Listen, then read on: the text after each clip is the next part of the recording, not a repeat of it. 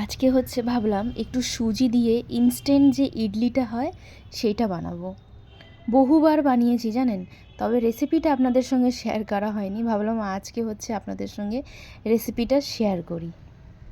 আর একঘেয়েমে না ওই একটাই জিনিস খেতে ভালো লাগে না, মাঝে মধ্যে মনে হয় যে একটু চেঞ্জ করে যদি খাওয়া যায় তা ভালো লাগে। সুজি দিয়ে ওই একই সুজির হালুয়া, সুজির আপ্পে এগুলো তো বানাতে থাকি, তবে ইডলিটা মানে সচরাচর বানানো হয় না। তবে আজকে ভাবলাম ইডলিটাই করে ফেলি, জিনিসপত্র তো বাড়িতে রয়েছেই।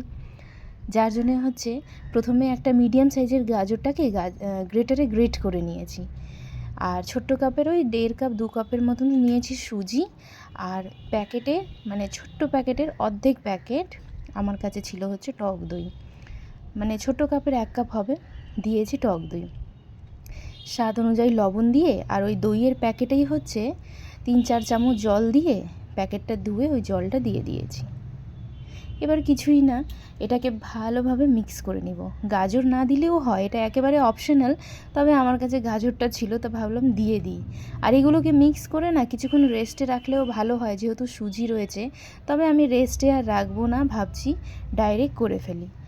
1/2 চামচের মতন দিয়েছি বেকিং পাউডার, দিয়ে এটাকে ভালো করে মিক্স করে নিচ্ছি।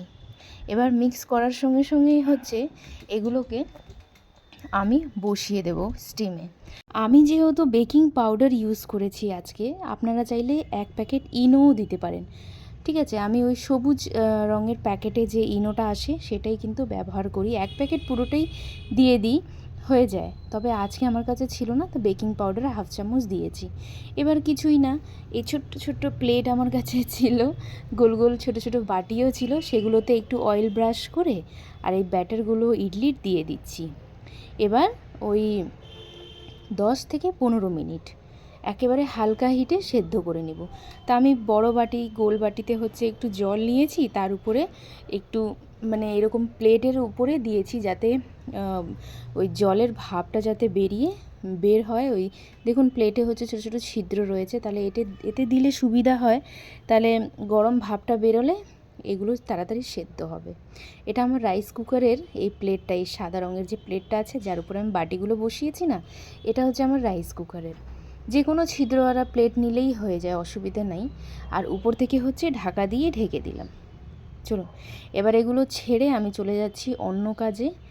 প্রায় 10-15 মিনিট পর আসলাম, এসে দেখি কি সুন্দর দেখুন ফুলে ফেঁপে উঠেছে। আর কালারটা না একেবারে ইডলির সাদা থাকে, তবে এই কালারটা একটুখানি হলুদ হলুদ, একটু লাল লাল রয়েছে, যেহেতু গাজর দিয়েছি এই জন্য। গাজর না দিলেও হয়, গাজর ছাড়াও আমি অনেক সময় করি, ভালোই লাগে। চলুন প্রথম ব্যাচটা মানে হওয়ার পথেই আমি হালকা একটু চামচ দিয়ে চেক করলাম, মনে হলো একটুখানি কাঁচা কাঁচা রয়েছে, তা আবার 5 মিনিটের জন্য ঢাকা দিয়ে ছেড়ে দিয়েছি। এইবার দেখলাম যে না, এইবার একেবারে হয়ে গেছে। আর এই ইডলির সঙ্গে খাওয়ার জন্য একটা চাটনিও বানাবো, সেটা পরে দেখাচ্ছি। খুবই সহজ চাটনিটা, আর ওই চাটনি দিয়ে না ধোসা, ইডলি, যে কোনো পকোড়া এগুলো খাওয়া যায় সুন্দর, খুব ভালো লাগে। চলুন প্রথম ব্যাচটা কিন্তু আমার ওই 15 থেকে 16 মিনিটের মতন সময় লাগলো, হয়ে গেছে। এবার এক এক করে বাটিগুলো নামিয়ে নিচ্ছি, আর দেখুন কি সুন্দর হয়েছে। আর বাদ বাকিগুলো যে অল্প কোটা বেঁচে রয়েছে সেগুলো এই প্লেটটা প্রথমে খালি করব, তারপরে হচ্ছে এই বাটিতে আবারও হচ্ছে অল্পখানি হালকা একটু অয়েল ব্রাশ করে বাদ বাকিগুলো দিয়ে দিচ্ছি। আর কি সহজে বেরিয়ে আসছে দেখুন, গরম গরম অবস্থায় বের করবেন না, নাহলে ভেঙে যাবে। ওই 2-3 মিনিট ছেড়ে দিয়ে তারপর যে কোনো চামচ বা চাকুর সাহায্যে প্রথমে চারিদিকটা ছাড়িয়ে নেবে, তারপরে হচ্ছে প্লেটটা উল্টায় দিলেই হচ্ছে সুন্দর বেরিয়ে আসে। দেখুন আমি প্রথমে প্লেটের সাইডেরগুলো ছাড়িয়ে নিয়েছি, তারপরে প্লেটটা ধরে উল্টায় দিলাম, সুন্দর বেরিয়ে গেছে। আর দেখুন কি সুন্দর সফট হয়েছে, আর গরম গরম খেতে না দারুণ দারুণ টেস্ট হয়। আমি আজকে প্রথম হচ্ছে বেকিং পাউডার দিয়ে করেছি, না হলে কিন্তু ওই ইনো দিয়েই সবসময় করি। আজকে ইনোটা ছিল না, দেখে ভাবলাম যে বেকিং পাউডার দিয়ে ট্রাই করে দেখা যাক হয় কি না। দেখছি না সুন্দর হয়েছে। এদিকে আবার ওই প্লেটে অল্পখানি তেল দিয়ে এগুলোকে হালকা একটু তেল ব্রাশ করে, সাদা তেলই নিয়েছি, সরষের তেলও দেওয়া যায়, বাটারও দেওয়া যায়, ঘিও দেওয়া যায়, তবে আমি সাদা তেলটাই দিলাম। আর যেহেতু 3টা প্লেট নিয়েছিলাম, 3টা প্লেটে দেখি 2টো প্লেটেই হয়ে এসেছে। তা দুটো প্লেটটাই আবারও 15 মিনিটের জন্য ঢাকা দিয়ে ছেড়ে দিচ্ছি। ব্যাস এইভাবে করে হচ্ছে ইনস্ট্যান্ট ইডলি যখনই খেতে মন চায় বাড়িতে আমি কিন্তু বানিয়ে ফেলি। অনেক সময় গাজর দিই যদি থাকে, আর না থাকলে দিই না। এটাও কিন্তু হয়ে এসেছে দেখুন। এবার প্লেটে এগুলো বের করে রাখলাম। চলুন, প্রায় ওই 4-6 পিস মতন হয়েছে। এগুলোকে এবার সাইডে রেখে ঝপাঝপ করে ইডলির সঙ্গে খাওয়ার যে চাটনিটা হয় সেটা বানিয়ে ফেলি।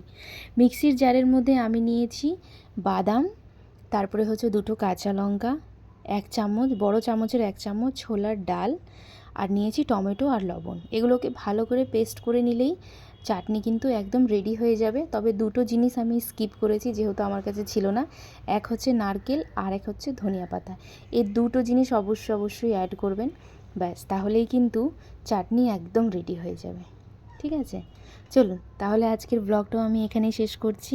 সবাই ভালো থাকবেন, সুস্থ থাকবেন। ব্লগটি যদি ভালো লেগে থাকে তাহলে অবশ্যই একটি লাইক করে যাবেন। দেখা হচ্ছে নেক্সট কোনো ব্লগ ভিডিও রেসিপি নিয়ে।